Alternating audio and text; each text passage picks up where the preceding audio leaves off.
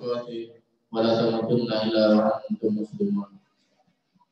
Hadirin jamaah salat subuh yang dirahmati Allah, alhamdulillah, semua alhamdulillah. Bersyukur kita kepada Allah Subhanahu wa taala atas segala nikmat, rahmat, hikmah dan karunia-Nya. Alhamdulillah kita semua bisa mengawali kehidupan pada pagi hari ini dengan selalu bertakaruf pada Allah, melaksanakan perintah Allah dan juga sunnah Rasulullah, melaksanakan sholat subuh secara berjamaah. Sholat dan salam kita sampaikan semoga tercurah limpah kepada manusia agung junjungan kita Nabi Muhammad sallallahu alaihi wasallam. Jadi jamaah Allah diinformasikan untuk kajian pagi hari ini, kajian Ramadan setiap Sabtu dan Ahad. Insya Allah akan untuk pagi ini akan diisi oleh guru kita Ki Haji Mukti Ali SMA. Alhamdulillah beliau telah berada di tengah-tengah kita. Untuk itu kami mengajak kepada seluruh jamaah untuk bisa mengalokasikan waktunya sekitar 1 jam, mungkin 1 jam 6 untuk menambah wawasan ilmu kita tentang agama kita Islam. Dan kami informasikan pula bahwa kajian Ramadan ini juga bisa diikuti lewat Zoom, mungkin bagi ibu yang berada di rumah, dan sudah diinformasikan lewat grup MTA Ikhwan dan juga grup masyarakat Ikhwan. Demikian informasi yang dapat saya sampaikan. Selanjutnya tafadhol Ki Haji Mukti Ali SMA untuk memberikan tausiahnya. Assalamualaikum warahmatullahi wabarakatuh.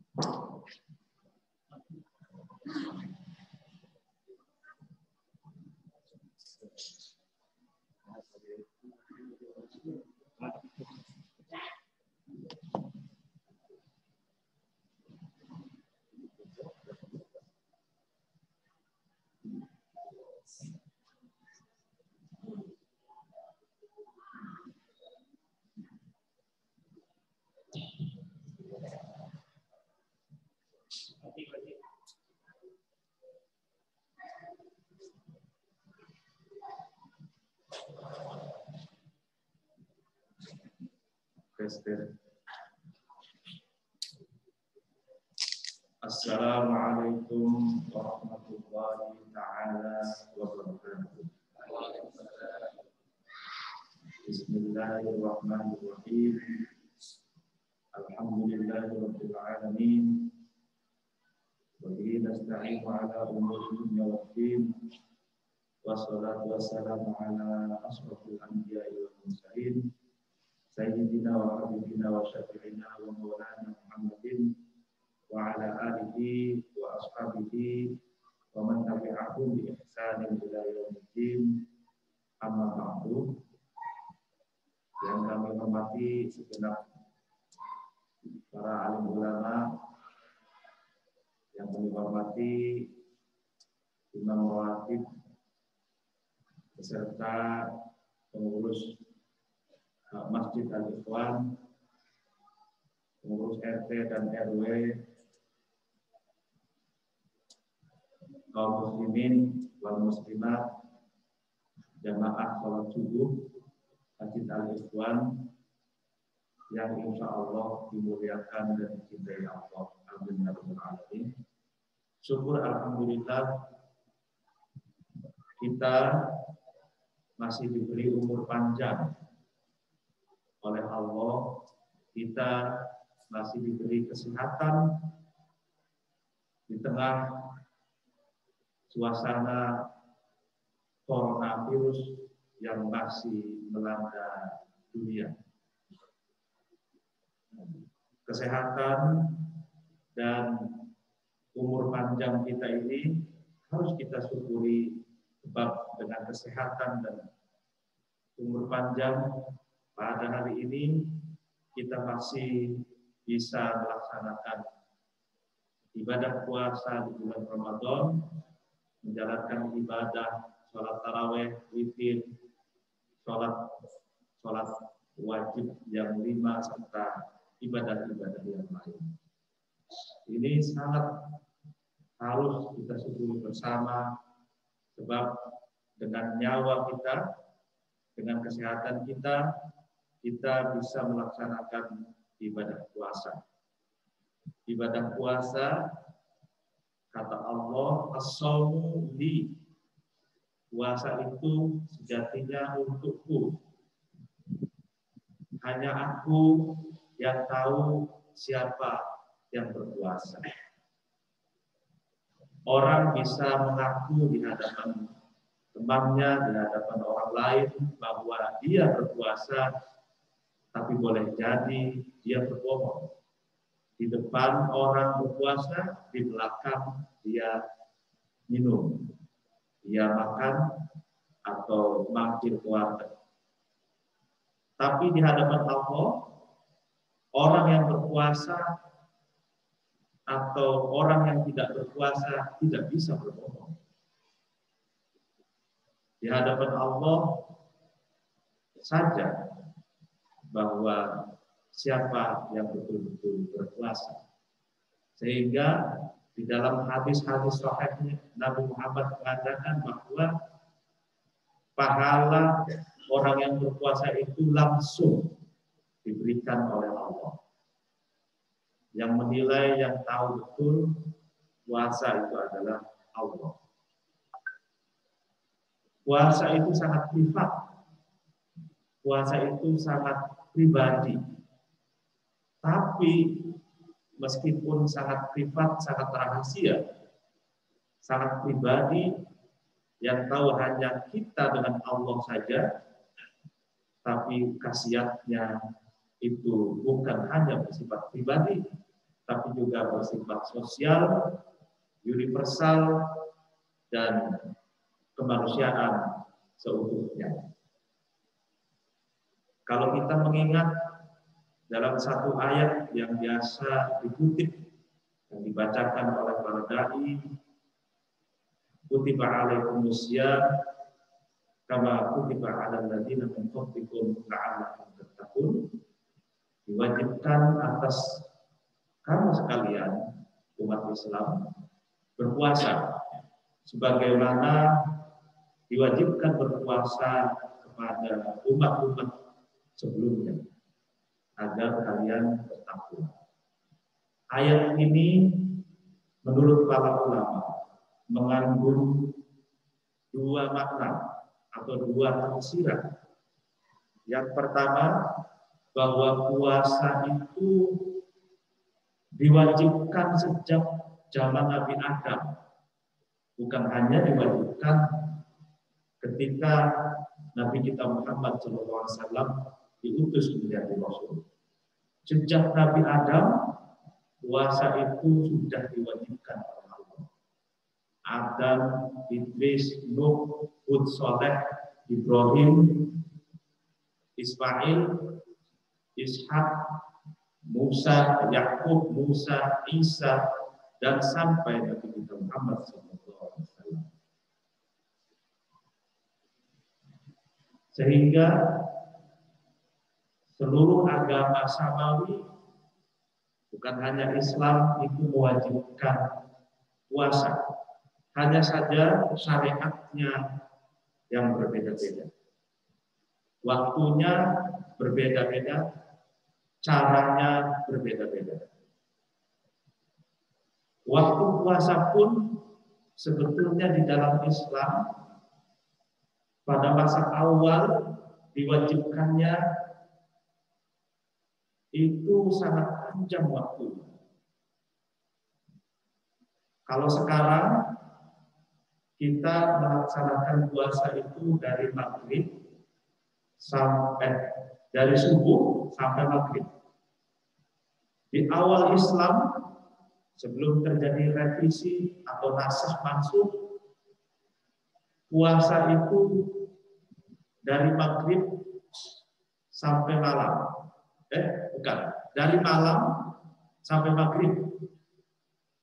Jadi jam 12 malam itu sudah berpuasa sampai maghrib. Jadi berpuasa jam 12 malam, Jadi jam setengah 12 sahur, lalu kemudian jam 12 malam ke atas itu sudah tidak boleh makan, sudah tidak boleh minum, dan sudah tidak boleh berhubungan suami istri. Sampai maghrib baru bisa buka, makan, minum, dan berhubungan suami istri. Dan nampaknya waktu yang sangat panjang itu para sahabat merasa keberatan, merasa masyaqqah, merasa berat. Sehingga di suatu waktu sahabat Umar bin Khattab itu di tengah malam jam 12 ke atas tidak bisa menahan hawa nafsunya, sehingga terjadilah tabrakan antara sahabat Umar dan istrinya. Lalu kemudian menjelang subuh, beliau sudah mandi wajib, lalu kemudian menghadap ke Rasulullah sambil menangis, "Wahai Rasulullah, saya habis kecelakaan." "Kecelakaan apa, wahai Umar?" kata Nabi. "Tabrakan, Rasulullah." "Loh, tabrakan apa ini?" Maksudnya hubungan suami istri. "Kami tidak sanggup menahan nafsu sehingga kami berhubungan suami istri." Nah, Rasulullah diam 1000 bahasa, tidak menjawabnya. Dan pada saat itu Allah menjawabnya, meresponnya dengan satu ayat yang di dalam Al-Quran, "Uhilla lakum lailatas siyami rafat ila nisaikum. Kunna libasun lakum wa antum libasun lakunna."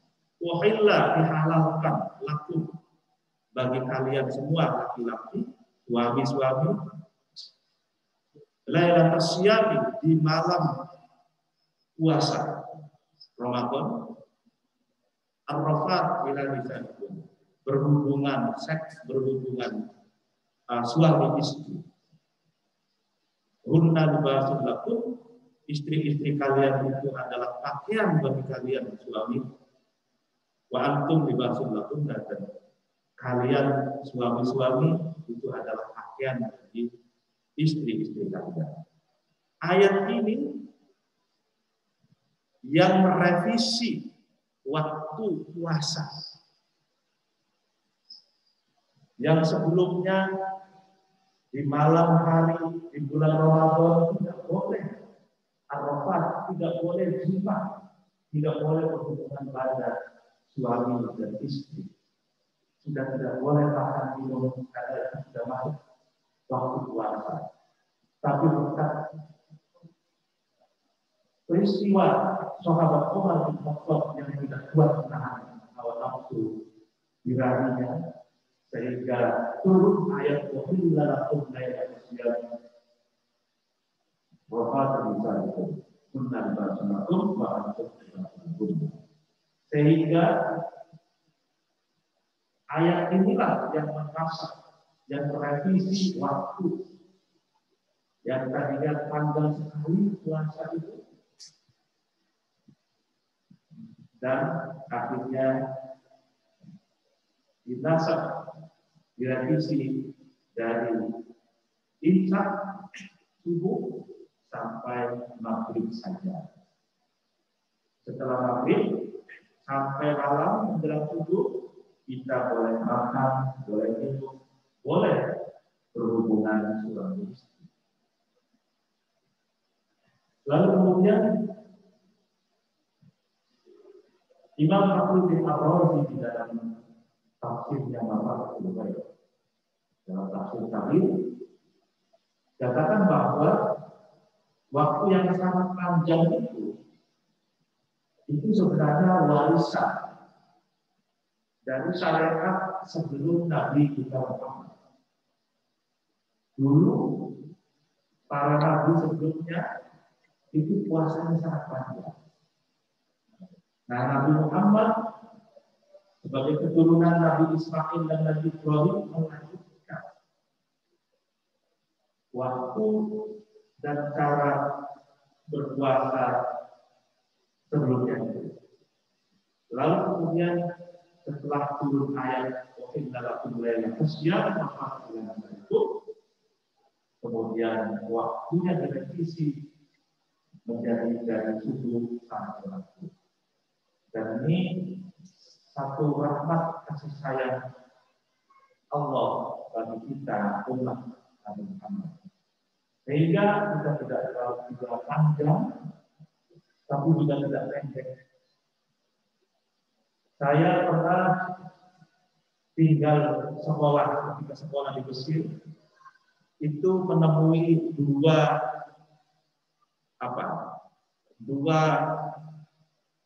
masa atau dua suhu.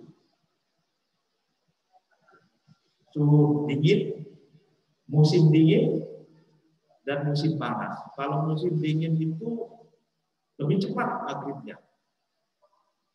Jam 5 itu sudah maghrib. Bahkan jam 5 kurang, jam 5 sore kurang itu sudah maghrib. Kalau musim dingin. Sehingga waktu berpuasa sangat pendek. Tapi jangan dikira ketika musim panas. Ramadan musim panas itu sangat menyiksa. Sebab maghribnya lebih panjang. Bisa jam 8, bisa setengah 9. Itu baru maghrib. Subuhnya sama saja. Jam setengah 5, jam 4 lebih. Nah, kita di Indonesia ini perlu bersyukur. Karena suhu kita, suhu yang mu'tadil, suhu yang moderat, tidak panas dan juga tidak dingin.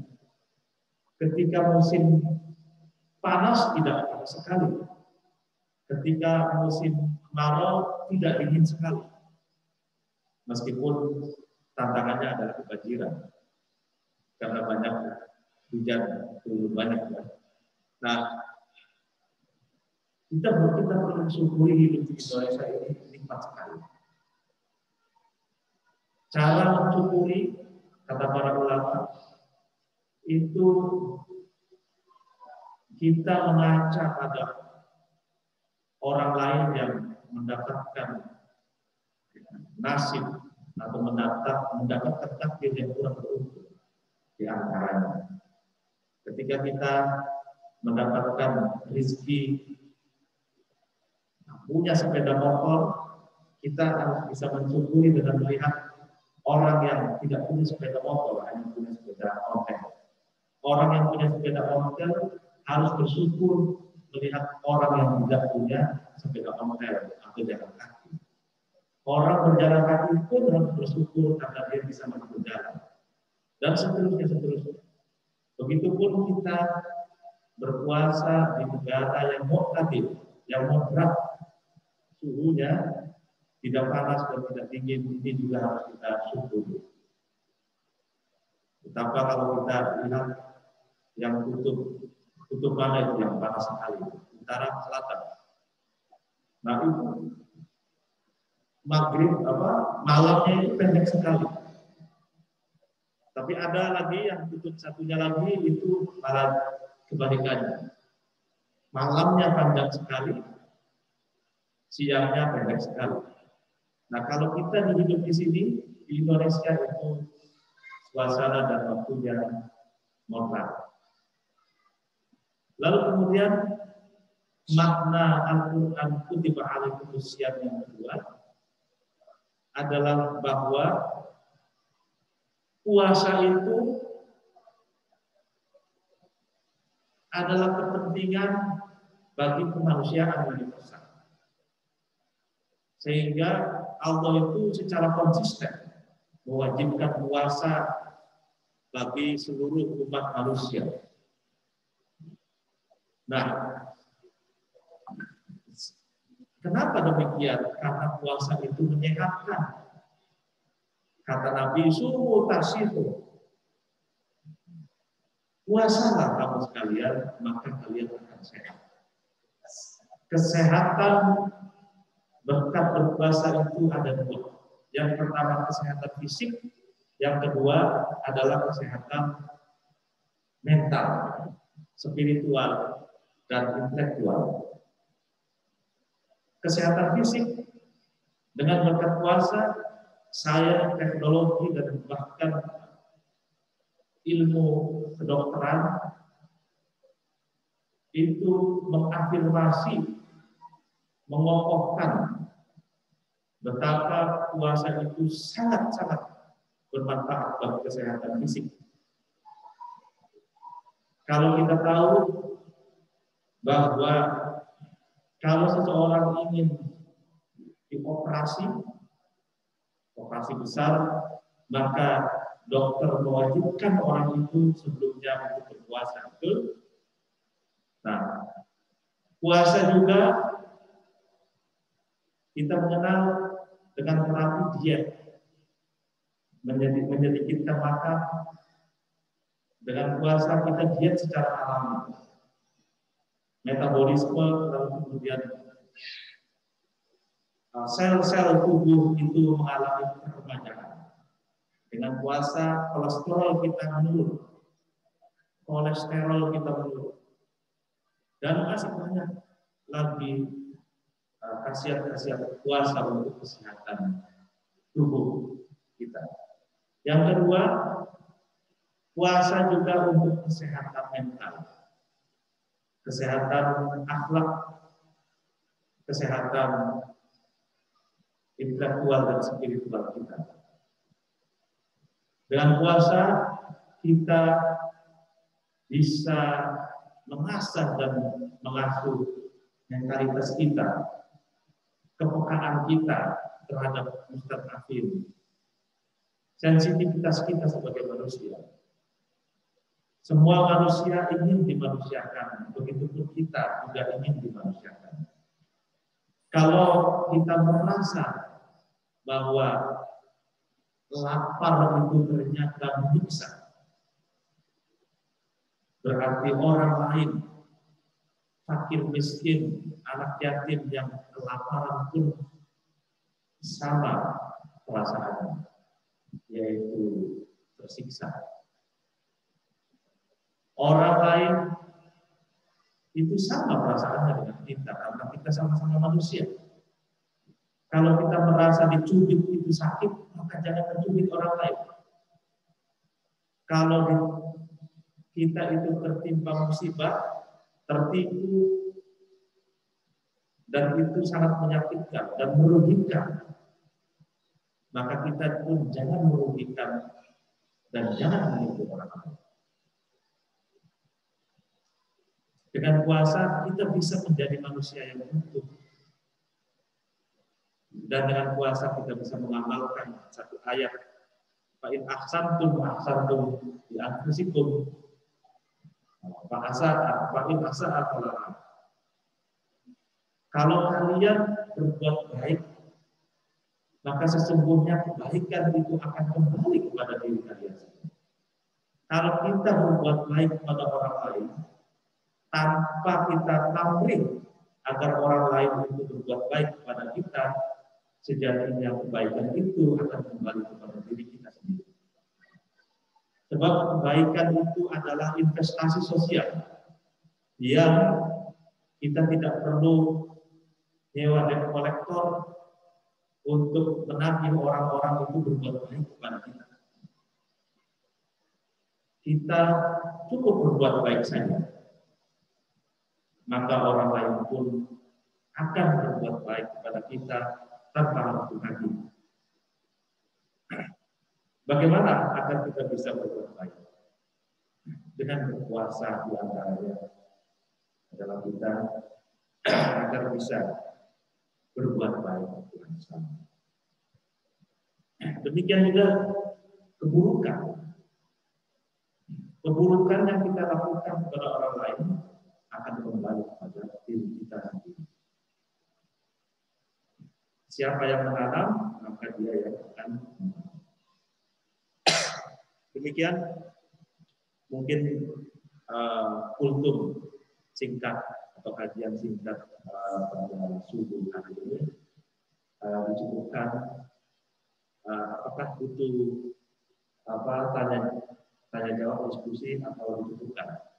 Bagaimana nih Pak Panitia? Ya? Apa? Oh, masih buka pertanyaan. Iya. Ya monggo bagi ibu-ibu, bapak-bapak yang ingin bertanya, jika tidak ada, saya lanjutkan sebentar lalu kemudian kita tutup. Barangkali ada yang mau bertanya.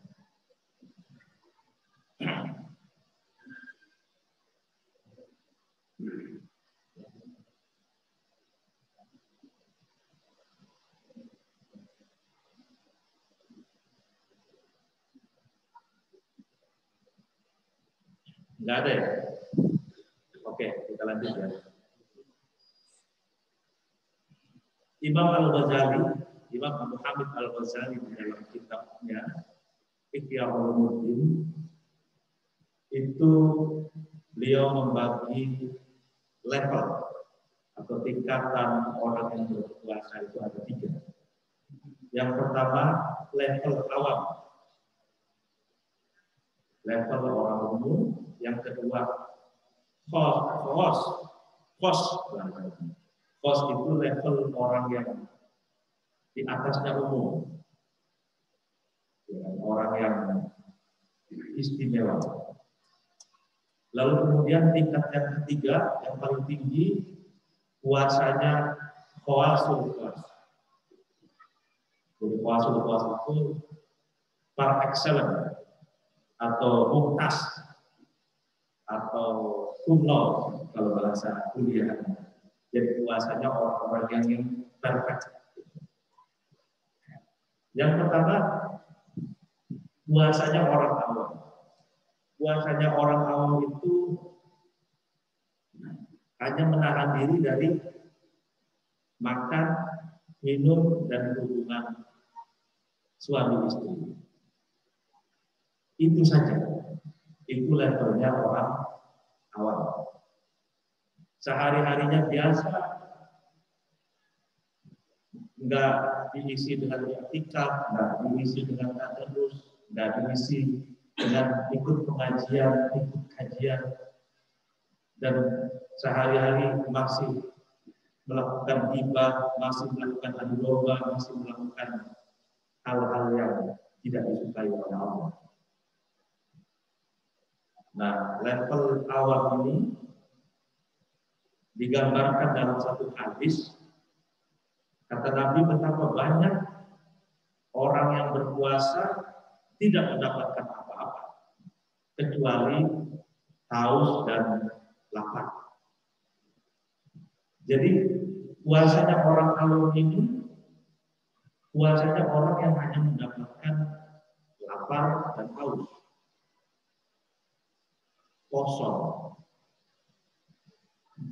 Nah, lalu kemudian puasanya orang khos, orang istimewa. Selain menahan diri dari apa? Dari makan, minum, hubungan suami istri, dia mengisi hari-harinya dengan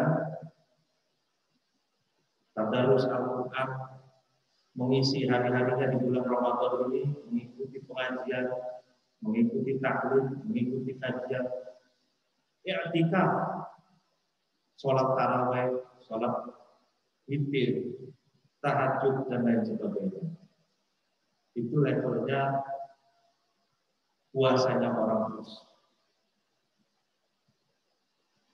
Lalu kemudian yang paling tinggi adalah puasanya orang Wasul par excellence, orang yang mumtaz atau kumlaut.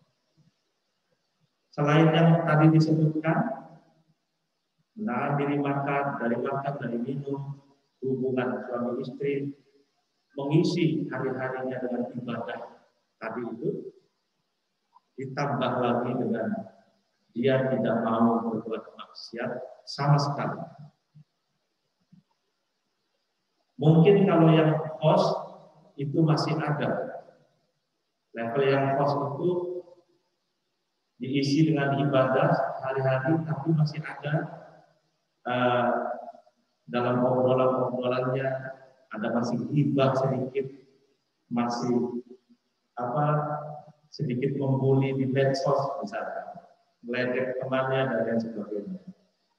Tapi kalau puasanya orang yang puas, yang muntah, yang par excel, itu sama sekali totalitas waktunya di bulan Ramadan itu hanya untuk Allah. Sebagaimana kebiasaan Nabi kita Muhammad SAW itu ketika menjelang bulan Ramadan, beliau melakukan apa yang diistilahkan dengan tahanus.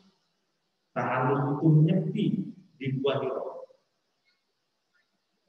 Menyepi di Gua Hiro ketika mau sholat tarawih lalu kemudian ke Gua Hiro.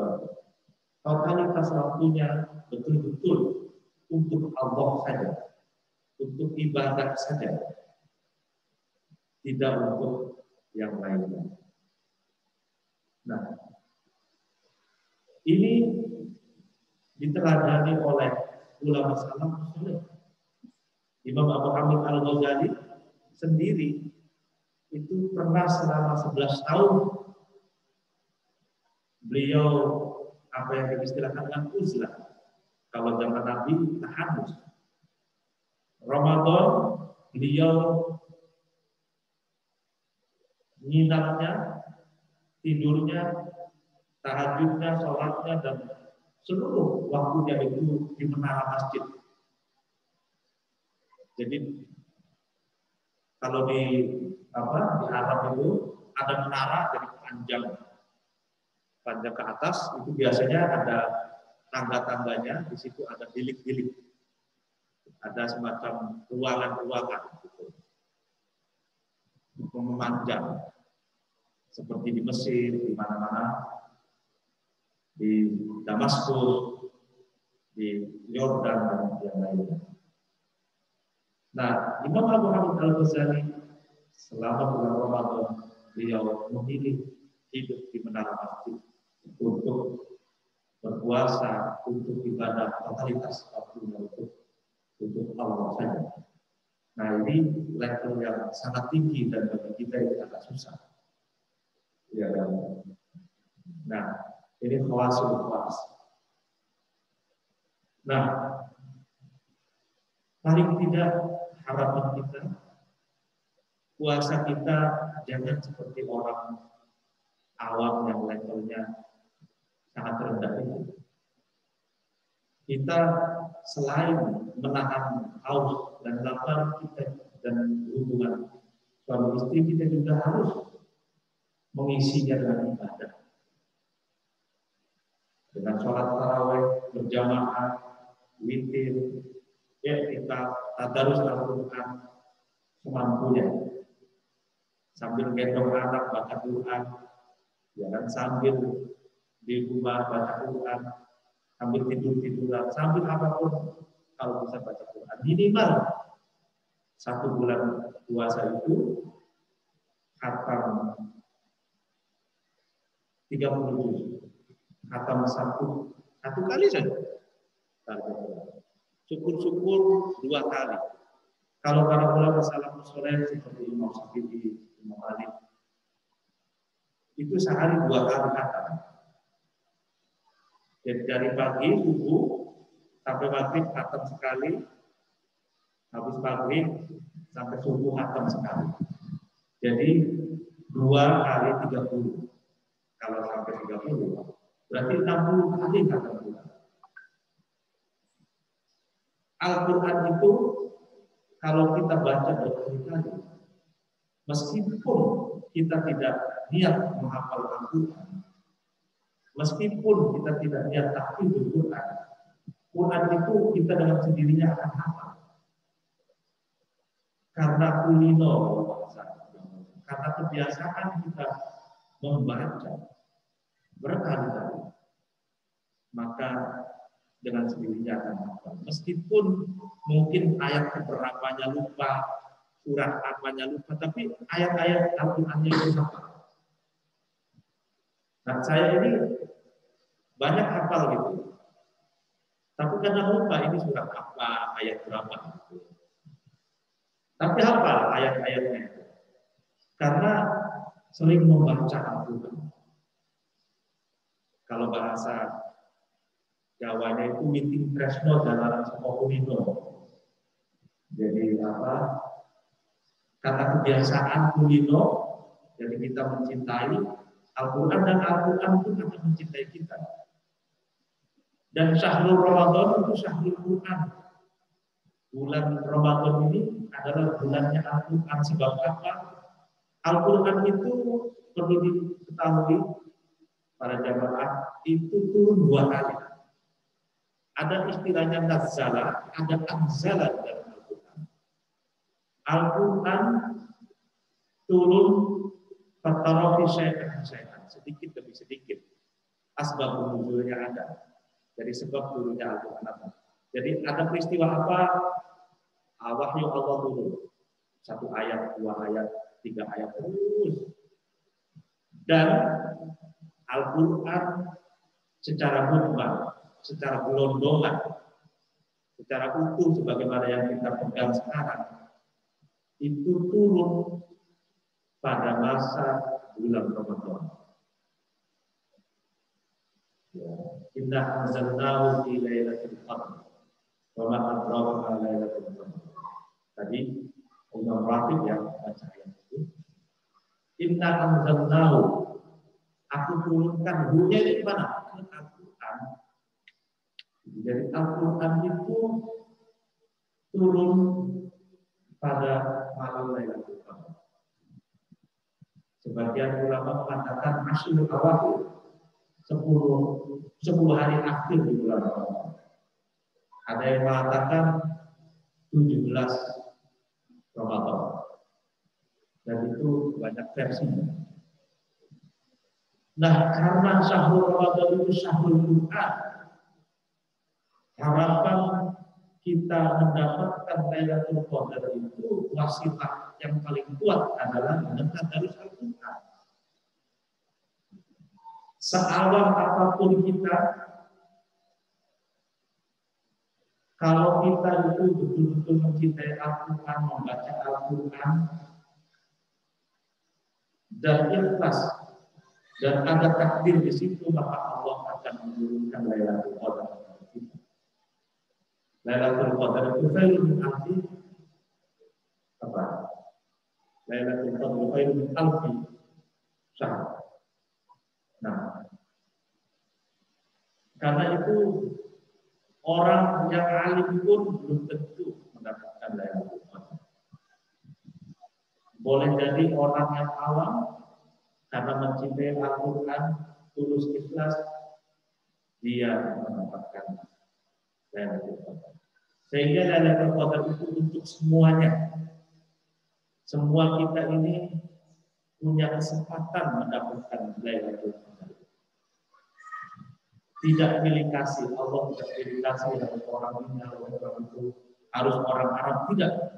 Kita sebagai orang Jawa, Betawi dan lain sebagainya itu juga berhak, dan Allah menjamin kesetaraan di hadapan Allah untuk sama-sama mendapatkan terbaik, pemilihan terbaik. Semoga kita, puasa kita itu tidak seperti beduk. Beduk itu kalau di daerah saya masih banyak beduk apa? Beduk ya. Itu kan dilapisi dengan kayu, ditutup dengan apa? Dengan kulit ya. Tapi di dalam itu bolong. Atau jangan seperti tong. Ada lapisan tapi dalamnya kosong. Kita jangan sampai judulnya itu berpuasa, tapi di dalamnya nggak ada nilai-nilai atau kosong nilai. Jadi jangan seperti tong kosong nyari dunia. Nah, dengan cara apa? Dengan cara kita meningkatkan ibadah. Setidaknya membaca Al-Quran dalam kondisi situasi apapun kita sempatkan membaca Al-Quran. Semoga Al-Quran juga itu bisa bermanfaat kita. Sebab Al-Quran itu adalah kalamullah, firman Allah, bukan kalamnya selain Allah. Itu betul-betul kalamullah. Dan membaca, melihat, kata Nabi, nadzarul Quran itu ibadah. Melihat Quran saja itu bernilai ibadah, apalagi membacanya, apalagi mentadabbusnya, apalagi menafsirkan, apalagi ngulik makna yang tersimpan di dalamnya. Nah, itu ibadah berlipat ganda. Gitu. Semoga kita diberi kekuatan oleh Allah, diberi kesehatan oleh Allah di bulan puasa ini, kita bisa mengisinya dengan ibadah, khususnya membaca Al-Quran, salat tarawih, dan zikir. Minimal itu. Selebihnya syukur-syukur kita bisa iktikaf, bisa mengerjakan ibadah-ibadah yang lainnya sehingga kita mendapatkan nilai yang maksimal. Demikian, apabila ada kekurangan dan kesalahan mohon dimaafkan. Wallahu a'lam bishawab. Wassalamualaikum warahmatullahi wabarakatuh.